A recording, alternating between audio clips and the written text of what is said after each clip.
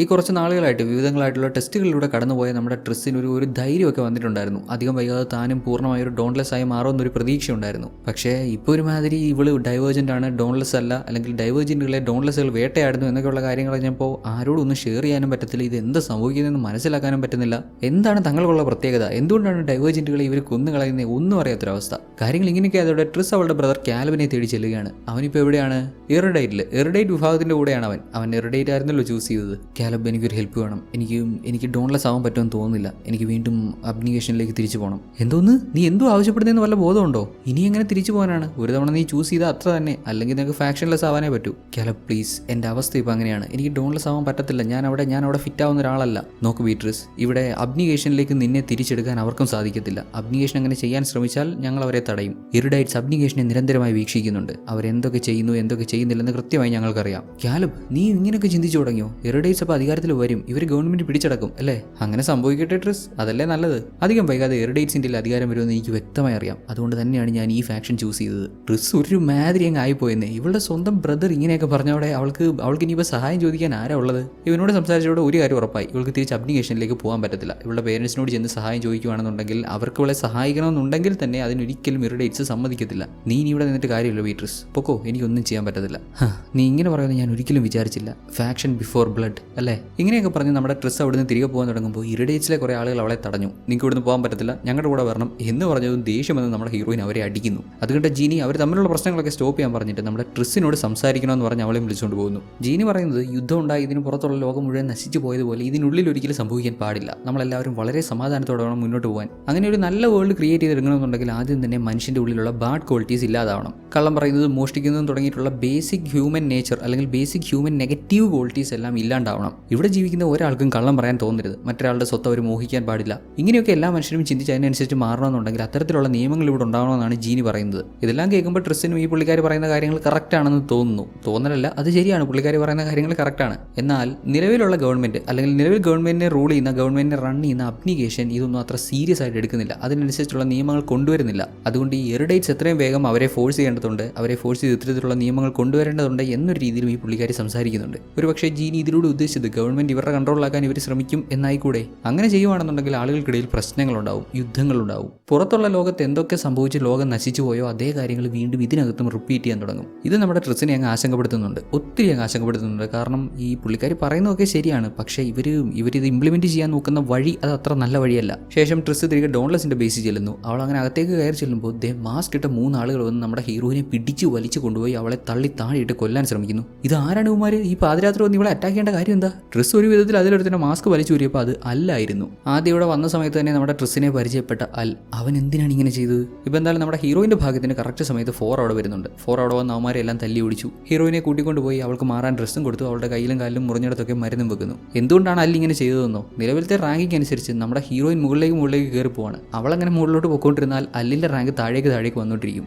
എത്ര ശ്രമിച്ചിട്ടും നമ്മുടെ ട്രിസിനേക്കാൾ മുകളിലെത്താൻ സാധിക്കുന്നില്ലെന്ന് മാത്രമല്ല, ട്രിസ് ആ ഒരു ബോർഡർ ലൈൻ ക്ലോസ് ആയിട്ട് നിൽക്കുന്നതുകൊണ്ട് തന്നെ ഏത് നിമിഷവും താഴെ പോകുന്നുള്ളൊരു സിറ്റുവേഷൻ ഉണ്ടേ. ആ ഒരു ബോർഡർ ലൈൻ ക്രോസ് ചെയ്തില്ല എന്ത് സംഭവിക്കും? ഫാക്ഷൻലെസ് ആവും. ആ പേടി കൊണ്ടാണ് അങ്ങനെ ചെയ്തത്. രഹസ്യമായി ആരും അറിയാതെ നമ്മുടെ ഹീറോയിനെ അങ്ങ് തല്ലിക്കൊന്നു കഴിഞ്ഞാൽ ഇവൾ ഓട്ടോമാറ്റിക്കലി ഈ ഗെയിമിൽ നിന്ന് ഔട്ട് ആവും, അല്ലെങ്കിൽ ഈ കോമ്പറ്റീഷനിൽ നിന്ന് പുറത്തു പോകും. സോ തുടർന്ന് അവന് മുകളിൽ കയറാൻ പറ്റുമല്ലോ. എന്തായാലും 4 കൃത്യസമയത്ത് അവിടെ വന്നതുകൊണ്ട് അവൾ ഇപ്പോഴും ജീവനോടെ ഉണ്ട്. അന്ന് രാത്രി അവൾ 4ന്റെ റൂമിലാണ് സ്റ്റേ ചെയ്യുന്നത്. ശേഷം അടുത്ത ദിവസം രാവിലെ എഴുന്നേറ്റ് വരുമ്പോൾ കഴിഞ്ഞ ദിവസം സംഭവിച്ച കാര്യങ്ങളെപ്പറ്റി ഹീറോയിൻ പറയുന്നുണ്ട്. അതായത് ഇവളുടെ ബ്രദറിനെ കാണാൻ പോയതും അവനോട് സംസാരിച്ചപ്പോൾ ഇവൾക്ക് മനസ്സിലാക്കാൻ സാധിച്ചത് ഇറിഡൈറ്റ്സ് അധികം വൈകാതെ അബ്നിഗേഷനെ അട്ടിമറിക്കുമെന്നും ഇനി അങ്ങോട്ട് അവരായിരിക്കും ഗവൺമെന്റ് ലീഡ് ചെയ്യാൻ പോകുന്നത്, അതിനുള്ള പ്ലാനിങ് നടക്കുന്നുണ്ട് എന്നൊക്കെയാണ്. ഇക്കാര്യം അറിയുമ്പോൾ നമ്മുടെ 4 ആശങ്ക പ്രകടിപ്പിക്കുന്നുണ്ട്. ആക്ച്വലി ഈ കാര്യം പോസിബിൾ ആണ്. അവർക്ക് വേണമെങ്കിൽ അബ്നിഗേഷനെ അട്ടിമറിക്കാൻ സാധിക്കും, അതിനുള്ളൊരു സാധ്യതയുണ്ട്. ദെൻ രാവിലെ ഫുഡ് കഴിക്കാൻ ചെന്നപ്പോൾ നമ്മുടെ ഹീറോയിൻ്റെ അടുത്ത് വന്ന് ഇന്നലെ അങ്ങനെയൊക്കെ ചെയ്തതിന് സോറി പറയുന്നു. കൊല്ലാൻ നോക്കിയിട്ട് അവൻ്റെ ഒരു സോറി. ഇവൾക്ക് അത് അക്സെപ്റ്റ് ചെയ്യാൻ പറ്റുമോ?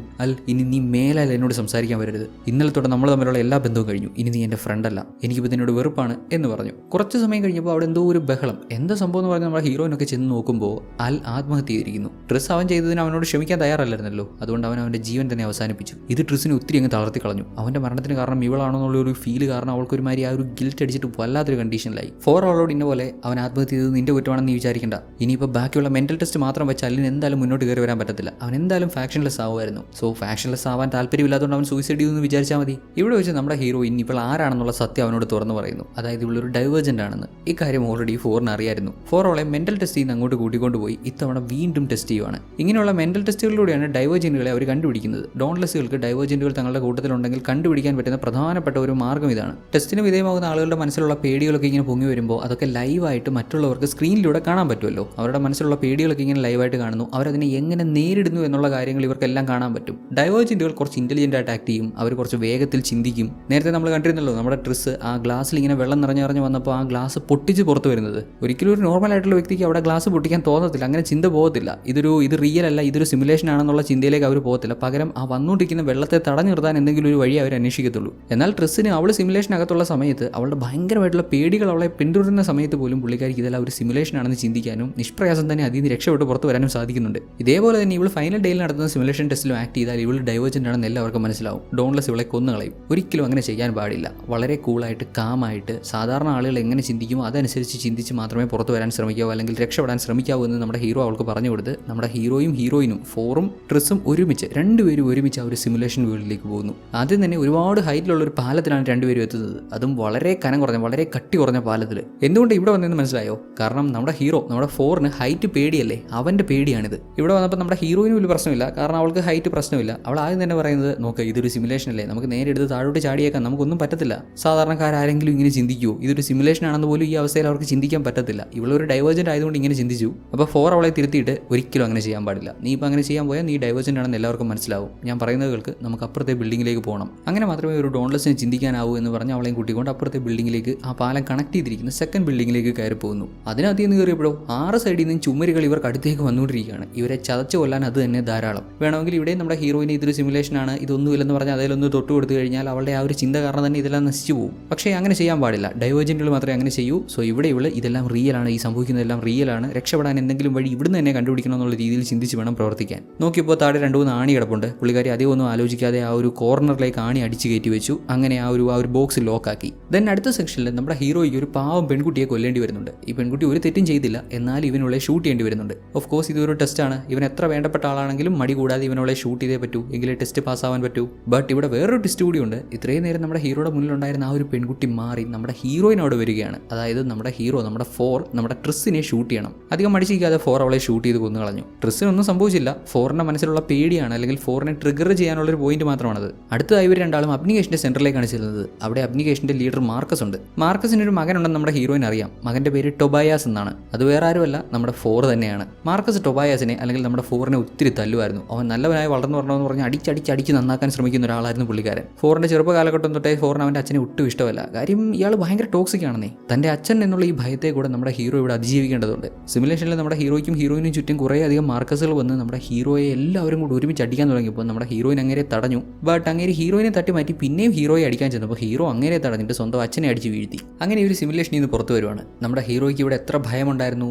4 ഭയമുണ്ടായിരുന്നു. 4 ചലഞ്ചസിനെ അവന് നേരിടേണ്ടി വന്നു. എന്തുകൊണ്ടാണ് അവന് 4 എന്ന പേര് വെച്ചതെന്ന് ഇപ്പോൾ മനസ്സിലായില്ലേ? ഇങ്ങനെയൊക്കെ കാണിച്ചു കൊടുത്ത് അവൻ്റെ ഭയങ്ങളെ അവൻ എങ്ങനെ അതിജീവിച്ചു എന്ന് കൃത്യമായി ഇവൾക്ക് മനസ്സിലാക്കി കൊടുത്ത് ഇനിയിപ്പോൾ ഇവളുടെ ഭയങ്ങളെ ഇവൾ എങ്ങനെ അതിജീവിക്കണം, ഡൈവേർജൻ്റ് ആണെന്ന് മറ്റുള്ളവർക്ക് മനസ്സിലാകാത്ത രീതിയിൽ എങ്ങനെ അതിജീവിക്കണമെന്ന് പഠിപ്പിച്ചു കൊടുത്തു. ദെൻ ഹീറോയുടെ ടാറ്റൂസിനെ പറ്റി അവനോട് ചോദിച്ചപ്പോൾ അവൻ്റെ പുറത്തുള്ള വലിയ ടാറ്റു അവൾക്ക് കാണിച്ചു കൊടുക്കുന്നുണ്ട്. ഇവിടെയുള്ള 5 ഗ്രൂപ്പുകളുടെ സിമ്പിൾസാണ് അവൻ ടാറ്റു ചെയ്തിരിക്കുന്നത്. അവൻ എല്ലാ ഗ്രൂപ്പും വേണം അത്രേ. ഇപ്പോൾ ഉള്ള ഈ സിസ്റ്റം പോലെ പല ഗ്രൂപ്പുകളായിട്ട് തിരിച്ച് ഇന്ന ആളുകൾ ഇന്ന രീതിയിൽ മാത്രമേ ചെയ്യാൻ പാടുള്ളൂ, മറ്റുള്ള ആളുകൾ ആ രീതിയിൽ ചെയ്യട്ടെ എന്നുള്ള ആ ഒരു സിസ്റ്റം ഒന്നും അവന് ഇഷ്ടമല്ല. എല്ലാവരും ഒരുമിച്ച് ഒരേപോലെ എഫേർട്ട് ഇടട്ടെ, എല്ലാവരും ഹാപ്പി ആയിട്ടിരിക്കട്ടെ, സെൽഫ്ലെസ് ആയിട്ടിരിക്കട്ടെ, ഈഗോ ഉള്ളവരാവാതിരിക്കട്ടെ, അങ്ങനെ 100% ആയി മാറട്ടെ എന്നുള്ളൊരു ചിന്താഗതിക്കാരനാണ് ഇവൻ്റെ ഈ ചിന്ത നമ്മുടെ ഹീറോയിന് ഒത്തിരി ഇഷ്ടപ്പെട്ടു. ഹീറോ ഈ അവസരം മുതലാക്കി നൈസായിട്ട് അവളെ കിസ് ചെയ്തു. യെസ്, ഇനിയിപ്പോൾ എന്ത് സംഭവിക്കുമെന്ന് അറിയാലോ. ശേഷം പിറ്റേ ദിവസം രാവിലെ നല്ല ടയർഡായിട്ടാണ് നമ്മുടെ ഹീറോയിൻ എഴുന്നേറ്റ് വരുന്നത്. രാവിലെ തന്നെ വളരെ പ്രധാനപ്പെട്ട ഒരു കാര്യം പറയാനുണ്ടെന്ന് പറഞ്ഞ് ഫോർ ഇവളെ വിളിച്ചുകൊണ്ട് പോയി ഇവരുടെ ബേസിൽ എറിഡേറ്റ്സ് വന്ന് സാധനങ്ങളൊക്കെ ഇറക്കുന്നത് കാണിക്കുന്നു. ഇവർക്ക് ആവശ്യമുള്ള സാധനങ്ങളൊക്കെയാണ്, എന്നാൽ അതിൻ്റെ കൂട്ടത്തിലൊരു പ്രത്യേക ടൈപ്പ് ഓഫ് സീറംസും അവരിവിടെ കൊണ്ടുവന്നിട്ടുണ്ട്. അതിലൊരെണ്ണം നമ്മുടെ ഹീറോയിനെ കാണിച്ചു കൊടുത്ത് ഇത് എന്ത് ടൈപ്പാണെന്ന് ക്ലിയർ ആയിട്ട് അറിയത്തില്ല, എന്നാലും അത്ര നല്ലതല്ലെന്ന് ഇവൻ പറയുന്നുണ്ട്. വിച്ച് മീൻസ് എറിഡേറ്റ്സ് എന്തൊക്കെയോ കാര്യമായിട്ട് പ്ലാൻ ചെയ്യുന്നുണ്ട്, എന്തൊക്കെയോ പ്രശ്നങ്ങൾ സംഭവിക്കാൻ പോകുന്നു. ഗവൺമെന്റിനെ അട്ടിമറിക്കാനുള്ള ശ്രമങ്ങൾ തന്നെയാണെന്ന് ഊഹിക്കാം. ശേഷം പുതിയതായി ഡോൺലെസ്സിലേക്ക് ജോയിൻ ചെയ്യുന്നവർക്കുള്ള ഫൈനൽ ടെസ്റ്റ് നടത്തുന്നു. നമ്മൾ നേരത്തെ കണ്ട പോലെ ഇതൊരു മെന്റൽ ടെസ്റ്റാണ്. നമ്മുടെ ഹീറോയിൻ്റെ വലിയ പേടികൾ അവളെ ചേസ് ചെയ്യും, അതൊക്കെ തരണം ചെയ്ത് അവൾ പുറത്ത് വരണം. എന്നാൽ അവളൊരു ഡൈവേർജൻ്റ് ആണെന്ന് ആരും അറിയാനും പാടില്ല. അങ്ങനെ നമ്മൾ മുമ്പ് കണ്ട പോലെ ആ ഒരു ലോകത്തേക്ക് പോകുന്നു. ഇത്തവണയും ഹീറോയിൻ്റെ പേടികളൊക്കെ അവിടെയൊക്കെ തന്നെയുണ്ട്. ആദ്യം പറവകൾ ഇവളെ ആക്രമിക്കാൻ വന്നു. അവൾ അവിടെ നിന്ന് ഓടി മാറി ഒരു കമ്പെടുത്ത് പറവകൾക്ക് നേരെ വീശി അവരിൽ നിന്ന് രക്ഷപ്പെട്ടു. എന്നാൽ ഉടൻ തന്നെ ഇവൾക്ക് ചുറ്റും തീ പിടിച്ചു. ഇവളുടെ കൈയും കൈയും കാലും ഒക്കെ കെട്ടിയിട്ടിരിക്കുന്ന അവസ്ഥയും. അവിടുന്ന് ആ കയർ പൊട്ടിച്ചെങ്കിൽ മാത്രമേ ഓടി രക്ഷപ്പെടാൻ പറ്റൂ. അങ്ങനെ ആ പൊള്ളുന്ന തീയിൽ നിന്ന് അവൾ അവളുടെ കയ്യിൽ കെട്ടിയിരുന്ന കയർ കത്തിച്ച് മുറിച്ചു മാറ്റി കാലിലെയും കെട്ടെടുത്ത് തീയിൽ നിന്ന് ഓടി മാറി. അവിടുന്ന് പുറത്ത് ചാടാനും അവളുടെ കയ്യിൽ കെട്ടിയിരുന്ന കയറിൽ പിടിച്ച് തീ കെടുത്താനുമായിട്ട് നേരെ ചെന്ന് വെള്ളത്തിലിറങ്ങി. ഉടനെ തന്നെ ഇവൾ ആ ഒരു ഗ്ലാസ് ടാങ്കിനകത്തേക്ക് വരുവാണ്. അറിയാലോ, നമ്മൾ കണ്ടിരുന്നു ഈ ടാങ്കിൽ വെള്ളം നിറയുമ്പോൾ എങ്ങനെയെങ്കിലും അവിടുന്ന് രക്ഷപ്പെട്ടേ പറ്റത്തുള്ളൂ. ഇവൾ ഗ്ലാസ് പൊട്ടിച്ച് പുറത്ത് വന്നാൽ അവൾ ഡൈവേർജന്റ് ആണെന്ന് എല്ലാവർക്കും മനസ്സിലാവും. ഇത്തവണ പുതിയതായിട്ട് എന്തെങ്കിലും ചെയ്തേ പറ്റൂ. എന്ത് ചെയ്യാൻ പറ്റും? ഗ്ലാസ് പൊട്ടിക്കരുത്, പൊട്ടിക്കാതെ എങ്ങനെയെങ്കിലും രക്ഷപ്പെട്ടേ പറ്റൂ. പുള്ളിക്കാരി ശരിക്കും ഒന്ന് ആലോചിച്ചിട്ട് അവളുടെ ജാക്കറ്റ് ഊരി ആ ടാങ്കിനകത്തേക്ക് വെള്ളം വരുന്ന പൈപ്പിനകത്ത് വെച്ച് അതങ്ങ് അടച്ചു. ഇതാകുമ്പോൾ ഇനിയിപ്പോൾ ടാങ്കിനുള്ളിലേക്ക് വെള്ളം വരത്തില്ല, അവൾക്ക് ശ്വാസം കിട്ടാതെ മരിക്കേണ്ട സ്റ്റേജിലേക്ക് പോകേണ്ടി വരത്തില്ല. ഇൻ കേസ് അങ്ങനെ മരിക്കുന്ന സ്റ്റേജിലേക്ക് പോയാൽ അവൾ ഗെയിമിൽ നിന്ന് ഔട്ട് ആവും. ഡോൺലെസ് ആവാൻ സാധിക്കത്തില്ല. ഹീറോയിന്റെ അടുത്ത ഭയമാവട്ടെ ഇവളെ സ്നേഹിക്കുന്ന ഫോർ ഇവളെ റേപ്പ് ചെയ്യാൻ ശ്രമിക്കുന്നതായിട്ട്, ഇവളുടെ കൺസെന്റ് ഇല്ലാതെ അങ്ങനെയൊക്കെ ചെയ്യാൻ ശ്രമിക്കുന്നതായിട്ട്. അതിൽ വീണു പോകരുത്, അവനെ തടഞ്ഞു നിർത്തിയാൽ പറ്റത്തുള്ളൂ. അവന്റെ മർമ്മത്ത് തന്നെ ഒരു ഇടിയും കൊടുത്ത് അടിച്ച് അവനെ താഴെ ഇട്ടു. അതോടെ അവൾ അസിമുലേഷൻ ടെസ്റ്റ് കംപ്ലീറ്റ് ചെയ്ത് എഴുന്നേറ്റ് വരുവാണ്. എന്നാൽ പൂർണ്ണമായും ഇവിടെ ടെസ്റ്റ് കംപ്ലീറ്റ് ആയിട്ടില്ല. ഒരു ടെസ്റ്റ് കൂടി ബാക്കിയുണ്ട്. ഇവൾക്ക് ഏറ്റവും വേണ്ടപ്പെട്ട ആളുകളെ ഇവളുടെ മുന്നിൽ കൊണ്ടു നിർത്തിയിട്ട് അവരെ ഷൂട്ട് ചെയ്ത് കൊല്ലാൻ പറയുന്നു. ഹീറോയിന്റെ അച്ഛനും അമ്മയും ബ്രദറും അവിടെയുണ്ട്. ഇവരിൽ ഒരാളെ ഷൂട്ട് ചെയ്ത് കൊല്ലണം. ഇതൊരുമാതിരി വല്ലാത്ത ചെയ്തായി പോയി. കയ്യിൽ കൊടുത്തിരിക്കുന്നത് ലോഡ് ചെയ്ത് ഗണ്ണാണ്. ഇവളെ ഷൂട്ട് ചെയ്താൽ അവരിൽ ഒരാൾ മരിക്കും, ഉറപ്പാണ്. ഡോൺലെസ് ആവാൻ വേണ്ടി സ്വന്തം കുടുംബത്തിൽ ഒരാളെ കൊല്ലണം എന്നൊക്കെ പറഞ്ഞാൽ, അതും റിയൽ ആയിട്ട് കൊല്ലണം എന്നൊക്കെ പറഞ്ഞാൽ ആർക്കാ ചെയ്യാൻ പറ്റുക? ഹീറോയിന് ഒരുമാതിരി അങ്ങായി പോയി. ഇനിയിപ്പോൾ എന്ത് ചെയ്യാൻ പറ്റുമെന്ന് അറിയാതെ പുള്ളിക്കാരി കുറേ സമയം അങ്ങനെ നിന്നിട്ട് അധികം ഒന്നും ആലോചിക്കാതെ ഒരാളെ ഷൂട്ട് ചെയ്ത് കൊന്നു. ആരെയാണ് ഷൂട്ട് ചെയ്ത് കൊന്നതെന്ന് നമ്മളെ കാണിക്കുന്നില്ല. എന്തായാലും ഇപ്പോഴാണ് ശരിക്കും നമ്മുടെ ഹീറോയിൻ സിമുലേഷനിൽ നിന്നും പുറത്തു വരുന്നത്. ഒരല്പം മുമ്പ് നമ്മുടെ ഹീറോയിൻ സിമുലേഷനിൽ നിന്ന് പുറത്തു വരുന്നത് നമ്മൾ കണ്ടിരുന്നു. പക്ഷേ അത് ഒറിജിനൽ അല്ല. ഇപ്പോഴാണ് ശരിക്കും സിമുലേഷനിൽ നിന്ന് പുറത്തു വന്നത്. നേരത്തെ കണ്ടതെല്ലാം സിമുലേഷനകത്ത് നടക്കുന്ന കാര്യങ്ങൾ മാത്രം. ഇത്തവണ ഹീറോയിൻ സക്സസ്ഫുൾ ആയിട്ട് സിമുലേഷൻ കംപ്ലീറ്റ് ചെയ്തു. അവൾ ഡൈവേർജന്റ് ആണെന്ന് ആർക്കും ഒരു സൂചനയും കിട്ടിയില്ല. അങ്ങനെ ഒഫീഷ്യലി ഇവരെല്ലാം ഡോൺലെസ് ആയി മാറി. ദെൻ എറിക്കിന്റെ നേതൃത്വത്തിൽ ഇവിടെയുള്ള സകല ഡോൺലെസ്സുകളുടെയും, അതായത് പുതിയതായിട്ട് ജോയിൻ ചെയ്തവരെയും ഓൾറെഡി അവിടെ ഉള്ളവരുടെയും എല്ലാവരുടെയും കഴുത്തിൽ ഒരു ട്രാക്കിംഗ് ഡിവൈസ് ഇഞ്ചെക്ട് ചെയ്യുന്നുണ്ട്. ഇതൊരു പ്രൊസീജിയർ എന്ന കണക്ക് പറഞ്ഞാണ് ഇഞ്ചെക്ട് ചെയ്യുന്നത്. പക്ഷേ ഇതൊരു ചതിയായിരുന്നു. എന്താണെന്ന് വെച്ചാൽ ട്രാക്കിംഗ് ഡിവൈസ് എന്ന് പറഞ്ഞ് ഇവരുടെ ശരീരത്തിൽ ഇഞ്ചെക്ട് ചെയ്തത് ആ സീറമായിരുന്നു. നേരത്തെ നമ്മുടെ ഹീറോയിന് കാണിച്ചു കൊടുത്ത സീറം. ആ സീറത്തിന്റെ എഫക്ട് എന്താണെന്ന് അറിയോ? ഒരാളുടെ ബ്രെയിൻ മൊത്തത്തിൽ അങ്ങ് ഫ്രീസ് ചെയ്ത് മറ്റൊരാളുടെ കമാൻഡ് അനുസരിക്കുന്ന പപ്പറ്റായി മാറും. ആരുടെ പ്ലാനാണെന്ന് മനസ്സിലായല്ലോ? എറിഡേറ്റ്സിന്റെ പ്ലാനാണ്, ജീനിയുടെ പ്ലാനാണ്. നിലവിലുള്ള ഗവൺമെന്റിനെ അട്ടിമറിച്ച് അധികാരം കൈപ്പിടിയിലാകാൻ പുള്ളിക്കാരിക്ക് ഡോൺലെസിന്റെ സഹായം വേണം. അബ്ഡിഗേഷനെ തകർക്കുക എന്നുള്ളതാണ് പുള്ളിക്കാരുടെ ഉദ്ദേശം. അതിനുവേണ്ടി ഇവരെല്ലാവരെയും കൺട്രോളിലാക്കിയിരിക്കുന്നു. പക്ഷേ നമ്മുടെ ഹീറോയിൻ കൺട്രോളിലായിട്ടില്ല. ഇവൾ ഒരു ഡൈവേർജന്റ് ആണ്. അതുകൊണ്ട് ഇവൾക്ക് ആ സീറത്തിന്റെ പവറിനെ അതിജീവിച്ച് നിൽക്കാൻ സാധിക്കുന്നുണ്ട്. പക്ഷേ ഇവളുടെ കൂടെയുള്ള എല്ലാവരും, ഡോൺലെസിൽ പുതിയതായിട്ട് ജോയിൻ ചെയ്തവരാണെങ്കിലും ഓൾറെഡി ഡോൺലെസിന്റെ ഭാഗമായിട്ടുള്ളവരാണെങ്കിലും എല്ലാവരും ഇപ്പോൾ എറിഡേറ്റ്സിന്റെ കൺട്രോളിലായി കഴിഞ്ഞു, ജീനിയുടെ കൺട്രോളിലായി കഴിഞ്ഞു. ഹീറോയിൻ നോക്കുമ്പോൾ ഇവളുടെ കൂടെയുള്ള ആളുകളൊക്കെ ഒരു അക്ഷരം പോലും മിണ്ടാതെ ഒരുമാതിരി പപ്പറ്റ്സിന്റെ കൂടെ നടന്നു പോകുന്നു. എന്തോ പ്രശ്നമാണെന്ന് മനസ്സിലാക്കി നമ്മുടെ ഹീറോയിനും എക്സാക്ട്ലി അവരുടെ കൂട്ട് ആക്ട് ചെയ്യുന്നു. ശരിക്കും ഹീറോയിൻ അഫക്റ്റഡ് ആയിട്ടില്ലെങ്കിലും മറ്റുള്ളവരുടെ കാഴ്ചയിൽ, അല്ലെങ്കിൽ ഇതിനെ കൺട്രോൾ ചെയ്യുന്നവരുടെ കാഴ്ചയിൽ അവൾ അഫക്റ്റഡ് ആയ പോലെ ആക്ട് ചെയ്യുന്നു. അങ്ങനെ ഇവരെല്ലാം ട്രെയിനിൽ കയറി അങ്ങനെ മുന്നോട്ട് പോവുകയാണ്. ട്രെയിനിൽ കയറി ചെല്ലുമ്പോൾ നമ്മുടെ ഹീറോയിൻ പതിയെ നമ്മുടെ ഹീറോയുടെ അടുത്തേക്ക് നടന്നു ചെല്ലും. നോക്കുമ്പോൾ അവൻ ഒരുമാതിരി പപ്പറ്റ്സിന്റെ കൂടെ ഒരു അക്ഷരം പോലും മിണ്ടാതെ മുന്നോട്ട് നോക്കി അങ്ങനെ നിൽക്കുന്നു. കമാൻഡ്സ് കിട്ടാനായി വെയിറ്റ് ചെയ്യുന്ന പോലെ. ഹീറോയിൻ പതിയെ അവൻ്റെ അടുത്ത് ചെന്നപ്പോൾ നമ്മുടെ ഹീറോ ആട്ടെ ഹീറോയിൻ്റെ കയ്യിൽ ടച്ച് ചെയ്തു. ശരീരത്തിൽ വേറെ മാറ്റമൊന്നുമില്ല, ജസ്റ്റ് ഇവളുടെ കയ്യിൽ ടച്ച് ചെയ്ത് താനും ഡൈവേർജന്റ് ആണെന്ന് അവൻ ഇവൾക്ക് മനസ്സിലാക്കി കൊടുക്കുന്നു. അതായത് നമ്മുടെ ഹീറോയിൻ മാത്രമല്ല ഡൈവേർജന്റ്, ഹീറോയും ഡൈവേർജന്റ് ആണ്. ഇപ്പോൾ ഇറിഡേറ്റ്സ് ഇവരെ കൊണ്ടുപോയിക്കൊണ്ടിരിക്കുന്നത് അബ്നിഗേഷൻ ആളുകൾ താമസിക്കുന്ന സ്ഥലത്തേക്കാണ്. അവിടെ ചെന്ന് അബ്നിഗേഷനിലുള്ള എല്ലാവരെയും കൊന്നു കളയുക എന്നുള്ളത് തന്നെയാണ് ഉദ്ദേശം. എങ്ങനെയെങ്കിലും അത് തടഞ്ഞു നിർത്തിയേ പറ്റൂ. ട്രിസിന് അവളുടെ അച്ഛനെയും അമ്മയും രക്ഷിക്കേണ്ടതുണ്ട്. ആദ്യം അവരെ കണ്ടുപിടിക്കണം, ഇറിഡേറ്റ്സിന്റെ പ്ലാൻ തടഞ്ഞു നിർത്തണം. അങ്ങനെ ഒരു ഉദ്ദേശത്തിൽ മറ്റ് ഡോൺലെറ്റ്സുകൾ ചെയ്യുന്ന പോലെ കറക്റ്റ് ഒരു പപ്പറ്റ്സിന്റെ കൂട്ട് കമാൻഡ് അനുസരിച്ച് മുന്നോട്ട് നീങ്ങുന്നുണ്ടെങ്കിലും നല്ലൊരു അവസരം കിട്ടാൻ രണ്ടുപേരും കാത്തിരിക്കുവാണ്. എന്നാൽ ഇവരുടെ ഈ ശ്രമത്തിനിടെ എറിക്കിന് എന്തോ ഒരു സംശയം തോന്നി. അവൻ നമ്മുടെ ഹീറോയിനും ഒന്നിച്ച് പോകുന്നത് കണ്ട് ഹീറോയെ പിടിച്ചു നിർത്തി. എന്താടാ മോനെ, നീ ലീഡർ ആവാൻ ക്വാളിറ്റി ഉള്ളവനല്ലേ? ഇപ്പം നിന്റെ അവസ്ഥ കണ്ടില്ലേ? ഞങ്ങൾ തരുന്ന കമാൻഡ് അനുസരിക്കണം. കാര്യം പിടികിട്ടില്ലോ, ഈ എറിക്ക് ജീനിയുടെ ആളാണ്. ഇറിഡേറ്റ്സിന്റെ പ്ലാൻ ഇവനും കൂട്ടു നിൽക്കുന്നുണ്ട്. നമ്മുടെ ഫോറിനെ ഈ അവസ്ഥയിൽ കിട്ടിയപ്പോൾ എറിക്കിന് ഭയങ്കര സന്തോഷമായി. ഫോർ വിചാരിക്കുന്നത് എറിക്ക് ഇപ്പോൾ മരുന്നിന്റെ കൺട്രോളിലാണെന്നാണ്. അവനെ ഇങ്ങനെ പപ്പറ്റിനെ പോലെ മുന്നിൽ കിട്ടിയപ്പോൾ എറിക്ക് കുറേ ഡയലോഗൊക്കെ അടിച്ച് അങ്ങനെ ഇങ്ങനെ സംസാരിച്ചു വന്നപ്പോൾ നമ്മുടെ ഹീറോയുടെ മുഖത്ത് എന്തോ ഒരു ചെറിയ മാറ്റം പോലെ. എറിക്കിന് എന്തോ ഒരു സംശയം തോന്നി. ഇനിയിപ്പോൾ ഇവനൊരു ഡൈവേർജന്റ് ആയിരിക്കുമോ? എറിക്ക് അങ്ങനെ ചിന്തിച്ചപ്പോഴേക്കും നമ്മുടെ ഹീറോയിൻ ആക്ട് ചെയ്തു. എറിക്കിന് നേരെ ഗണ്ണ് ചൂണ്ടി. എന്നാൽ എറിക്കിന് ചുറ്റും അവൻ്റെ ആളുകളുണ്ടായിരുന്നു. അവർ ഹീറോയിന് നേരെയും ഹീറോയ്ക്ക് നേരെയും ഗണ്ണ് ചൂണ്ടി അങ്ങനെ അവരെ പിടിച്ചു. ഇടയ്ക്ക് ചെറിയ രീതിയിലൊരു ഗൺ ഫയറിംഗ് ഉണ്ടായി. ഹീറോയിന്റെ കയ്യിൽ ഒരു ബുള്ളറ്റ് ഇറങ്ങിയിരുന്നു. നമ്മുടെ ഫോറിന് പരിക്കൊന്നും പറ്റാത്തത് കൊണ്ട് എറിഡേറ്റ്സ് അവനെ അവരുടെ സെന്ററിലേക്ക് മാറ്റി. ഇവനെ വെച്ച് എന്തോ ടെസ്റ്റ് ചെയ്യാനുണ്ടത്രേ. പിന്നെ നമ്മുടെ ഹീറോയിനെ കൊന്നു കളഞ്ഞേക്കാനും പറഞ്ഞു.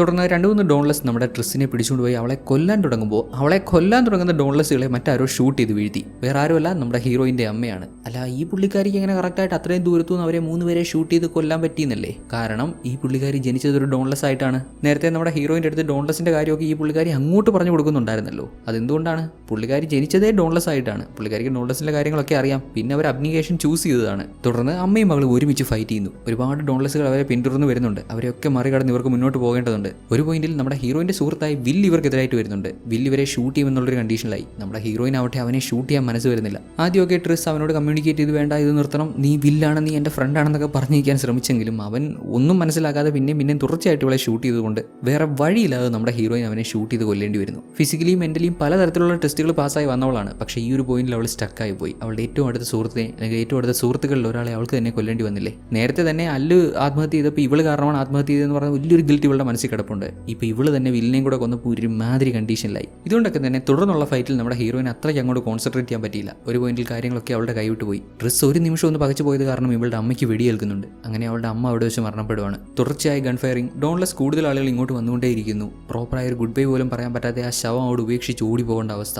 ഒത്തിരി വിഷമത്തോടെ അലർ വിളിച്ച് കരഞ്ഞുകൊണ്ട് ഓടിച്ചെന്നൊരു ഷെഡിനകത്ത് കയറി. അവിടെ ഉണ്ടായിരുന്ന ഇവളുടെ അച്ഛനും ബാക്കി ആളുകളും. ഭാര്യ മരണപ്പെട്ടു എന്ന് പറഞ്ഞപ്പോൾ അദ്ദേഹത്തിന് ഒത്തിരി വിഷമമായി. അദ്ദേഹവും നമ്മുടെ ട്രിസ്സും ആ സങ്കടത്തിൽ നെഞ്ചുപൊട്ടി കരയുന്നുണ്ട്. ഇവരുടെ അവസ്ഥ ഇതാണെങ്കിലും അധിക സമയം ഇവർക്ക് കളയാനില്ല. പെട്ടെന്ന് ആക്ട് ചെയ്തേ പറ്റുള്ളൂ. ഒരുപാട് ഡോൺലെസ്സുകൾ ഇങ്ങോട്ട് വന്നുകൊണ്ടിരിക്കുകയാണ്. അവരൊക്കെ അവരുടെ സ്വബോധത്തിലല്ല, എത്രയും വേഗം ഇവർ ആക്ട് ചെയ്തേ പറ്റത്തുള്ളൂ. എറിഡേറ്റ്സിനെ കണ്ടുപിടിച്ച് ഡോൺലെസ്സുകളെ അവർ കൺട്രോൾ ചെയ്യുന്നത് സ്റ്റോപ്പ് ചെയ്യിപ്പിച്ചേ പറ്റൂ. തുടർന്ന് നമ്മുടെ ട്രിസ്സും അവളുടെ അച്ഛനും അവളുടെ ബ്രദറും ഇവരെല്ലാം കൂടെ എറിഡേറ്റ്സ് ഉള്ള സ്ഥലത്തേക്ക് പോകുന്നു. യെസ്, നമ്മുടെ ഹീറോയിന്റെ ബ്രദർ ഇവിടെ തന്നെയുണ്ട്. സത്യങ്ങളൊക്കെ മനസ്സിലാക്കിയതും പുള്ളിക്കാരൻ അവിടെ നിൽക്കാൻ തോന്നിയില്ല. എറിഡേറ്റ്സ് ചെയ്യുന്നതെല്ലാം തെറ്റായിട്ടുള്ള കാര്യമാണെന്ന് മനസ്സിലാക്കി ഇവരോടൊപ്പം ചേർന്ന് ഫൈറ്റ് ചെയ്യാൻ തീരുമാനിച്ചു. ഇവർ 3 പേര് കൂടാതെ മാർക്കസും ഉണ്ട് ഇവരോടൊപ്പം, അബ്നിഗേഷന്റെ ലീഡർ. കഥയുടെ തുടക്കത്തിൽ നമ്മുടെ ഹീറോയിൻ ഡോൺലെസ് ചൂസ് ചെയ്ത് കഴിഞ്ഞ് ഡോൺലെസ് അവരുടെ സ്ഥലത്തേക്ക് ഹീറോയിനൊക്കെ കൂട്ടിക്കൊണ്ട് പോയൊരു വഴിയില്ലേ, ട്രെയിനിൽ കയറി അവിടെ നിന്ന് എടുത്ത് ചാടി പിന്നെ ആ കെട്ടിടത്തിന് മുകളിൽ നിന്ന് താഴോട്ട് ചാടി അതേ വഴിയിലൂടെ ഹീറോയിൻ ഇവളുടെ കൂടെയുള്ള ആളുകളെയും കൂട്ടിക്കൊണ്ടു പോകുന്നു. ഹീറോയിൻ ഒഴികെ ബാക്കി 3 ആൾക്കും ഇതൊക്കെ ആദ്യമായിട്ട് ചെയ്യുന്നതിൻ്റെ ഒരു പദ്ധതികളുണ്ട്. പക്ഷേ ചെയ്യാതിരിക്കാനും പറ്റത്തില്ല. പിന്നാലെ ഡോൺലെസ് വന്നുകൊണ്ടിരിക്കുമല്ലേ. അങ്ങനെ അങ്ങോട്ട് ഇറങ്ങി ചെന്നപ്പോൾ അവിടെ കാവൽ നിന്നത് പീറ്ററാണ്. അവൻ്റെ ചൊറുചൊരു സ്വഭാവം നമ്മുടെ ഹീറോയിന് പണ്ടേ ഇഷ്ടമല്ല. അവനിട്ടൊന്ന് കൊടുക്കണമെന്ന് നേരത്തെ തീരുമാനിച്ചതാണ്.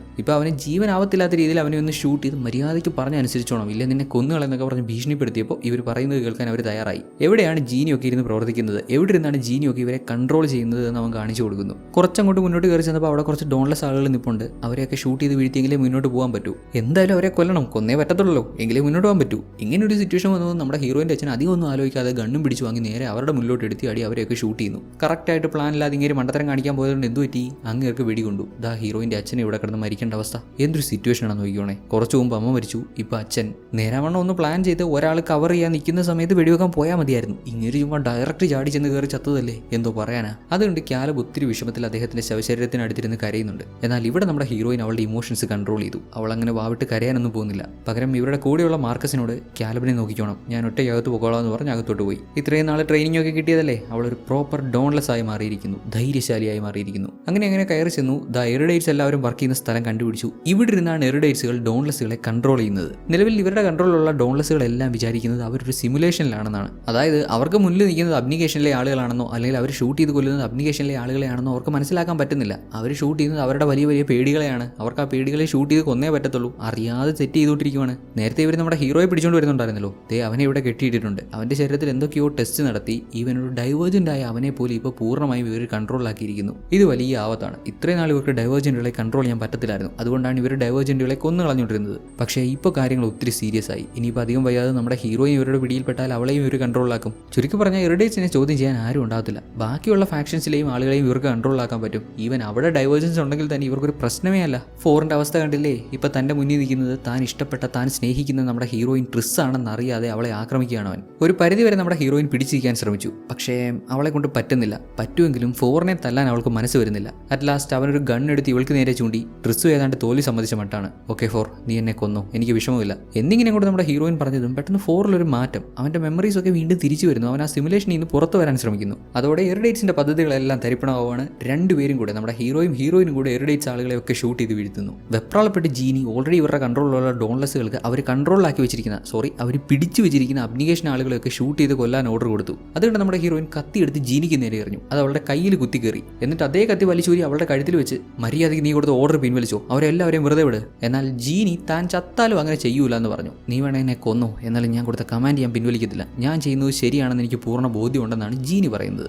നേരത്തെ തന്നെ ജീനി പറയുന്നുണ്ടായിരുന്നല്ലോ, അബ്നിഗേഷനിലുള്ള ആളുകൾ കറക്റ്റായിട്ട് നിയമപരമായിട്ടൊന്നും അല്ല കാര്യങ്ങൾ ചെയ്യുന്നത്, അവർക്ക് തോന്നുന്ന പോലെയാണ് ചെയ്യുന്നത് എന്നൊക്കെയാണ് ഈ പുള്ളിക്കാരി വിചാരിച്ച് വെച്ചേക്കുന്നത്. ഇങ്ങനെയൊന്നും അല്ല വേണ്ടത്, മറ്റൊരു ലോകമാണ് വേണ്ടതെന്നാണ് ഇവളുടെ വാദം. ഓരോരോ ആശയങ്ങൾ നമ്മളും കാണുന്നില്ല. ഒരുപാട് പൊളിറ്റിക്കൽ പാർട്ടീസിന്റെ ആശയം പേറി അവർ പറയുന്നത് എന്തോ വലിയ സംഭവമാണെന്നൊക്കെ പറഞ്ഞ് നടക്കുന്ന ആളുകൾ ആക്ച്വലി ഇവർ ഈ ആശയത്തിൽ നിന്ന് പുറത്തു വന്ന് അതിനെ പുറത്തു നിന്ന് നോക്കിക്കഴിഞ്ഞാൽ തീരാവുന്ന പ്രശ്നമേ ഉള്ളത്. പക്ഷേ ഇവർക്ക് പുറത്തു വരാനും പറ്റുന്നില്ല. ഇവരതിനകത്ത് ട്രാപ്ഡുമാണ്. ആ ആശയത്തിന് വേണ്ടി ഏതറ്റം വരെയും പോവുകയും ചെയ്യും. അതുപോലത്തെ ഒരാളാണ് ജീനി ഇവിടെ. ഇത് വലിയ പ്രശ്നമാണ്. കാരണം ജീനി ഓൾറെഡി കുറേ ഓർഡർ കൊടുത്തത് കാരണം ഡോൺലെസ് ആളുകൾ അബ്നിഗേഷൻ ആളുകളെ ഷൂട്ട് ചെയ്ത് കൊല്ലാൻ തുടങ്ങിയിരിക്കുന്നു. എന്ത് വില കൊടുത്തിട്ടാണെങ്കിലും ഇത് തടഞ്ഞു നിർത്തിയേ പറ്റുള്ളൂ. ജസ്റ്റ് കുറച്ച് നേരം ഒന്ന് ആലോചിച്ചിട്ട് നമ്മുടെ ഹീറോയിൻ അവിടെ കിടന്ന ഒരു സീറം എടുത്ത് ജീനിയുടെ ശരീരത്തിൽ കുത്തിവെച്ചു. എന്നിട്ട് ജീനിക്ക് ജീനിക്ക് നമ്മുടെ ട്രിസ് ഓർഡർ കൊടുക്കുന്നു. എന്താണെന്ന് വെച്ചാൽ നേരത്തെ ഇവൾ കൊടുത്ത ഓർഡർ ഉണ്ടല്ലോ, അതായത് ആ ഡോൺലെസ്സുകൾ കൊടുത്ത ഓർഡർ ഉണ്ടല്ലോ, അതെല്ലാം പിൻവലിക്കാൻ. സീറം ഉള്ളിൽ ചെന്നതോടെ കമാൻഡ് കൊടുക്കുന്ന വ്യക്തി പറയുന്നത് എന്താണെങ്കിലും അത് ഇവൾക്ക് കേട്ടേ പറ്റൂ. അങ്ങനെ കടിച്ച പാമ്പിനെ കൊണ്ട് തന്നെ നമ്മുടെ ട്രിസ് വിഷമിറക്കിപ്പിച്ചു. അങ്ങനെ കാര്യങ്ങളൊക്കെ നോർമലായി. ഈ ഒരു ഹോൾ പ്രോഗ്രാം തന്നെ ഇവർ നശിപ്പിച്ച് കളയുന്നുണ്ട്. അതുകൊണ്ട് തന്നെ സീറത്തിന്റെ കൺട്രോളിലായിരുന്ന ഡോൺലെസ്സുകളെല്ലാം സാധാരണ അവരുടെ സ്വഭാവത്തിലായി.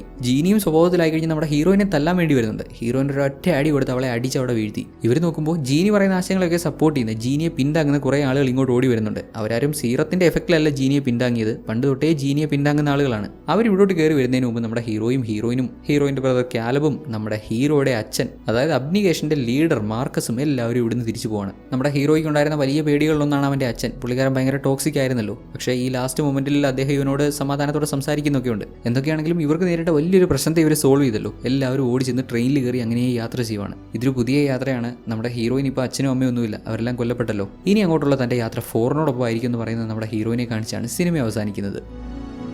സിനിമയെ പറ്റിയുള്ള അഭിപ്രായങ്ങളൊക്കെ കമൻറ്റ് ചെയ്തറിയിക്കൂ. സിനിമ ഓൾറെഡി കണ്ടവർ നിങ്ങളുടെ അഭിപ്രായങ്ങളൊക്കെ കമൻറ്റ് ചെയ്തറിയിക്കാം.